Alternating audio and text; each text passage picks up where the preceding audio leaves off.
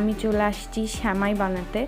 আমি জীবনের প্রথম আজকে মানে ঈদের দিনই নবাবী সেমাই ট্রাই করব। আমি এর আগে কখনোই সেমাই বানাইনি। তো এই বছর কেন জানি না মনের মধ্যে একটু সাহস হইল যে আমিও সেমাই চাইলেই বানাতে পারি। তো ইউটিউব দেখে আর আমার চাচাতো বোনের রেসিপিতে আমি চলে আসছি সেমাই বানাইতে। তো আমার হাজব্যান্ডও আমাকে একটু হেল্প করতেছিল সব কিছু পরিমাপ করে দিতে আর কি। তো এই তো ফাইনালি আমি হচ্ছে সেমাইটা ডেকোরেশন করতেছি। আমার সেমাই বানানো কিন্তু ডান। বানানোর পর বুঝতে পারলাম যে এই নবাবী সেমাই বানানোটা খুবই ইজি।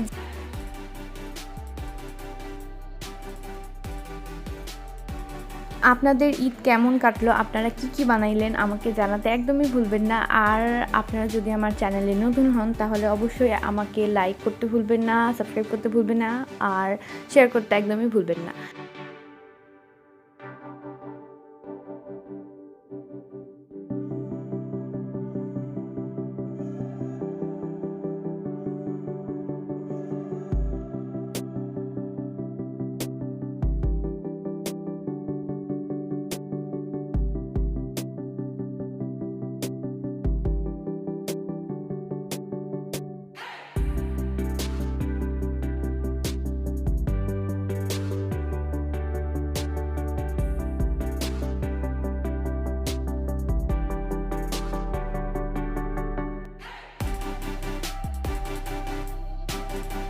তো এই তো আমার লাইফের প্রথম সেমাই বানানো একদমই ডান।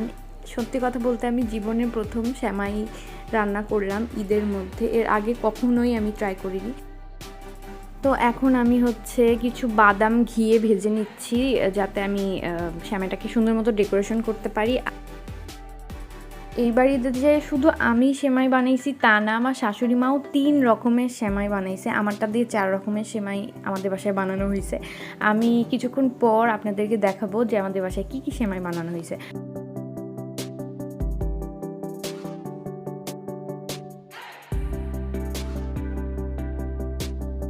আর এই হচ্ছে আমার সেমাইয়ের ফাইনাল লুক।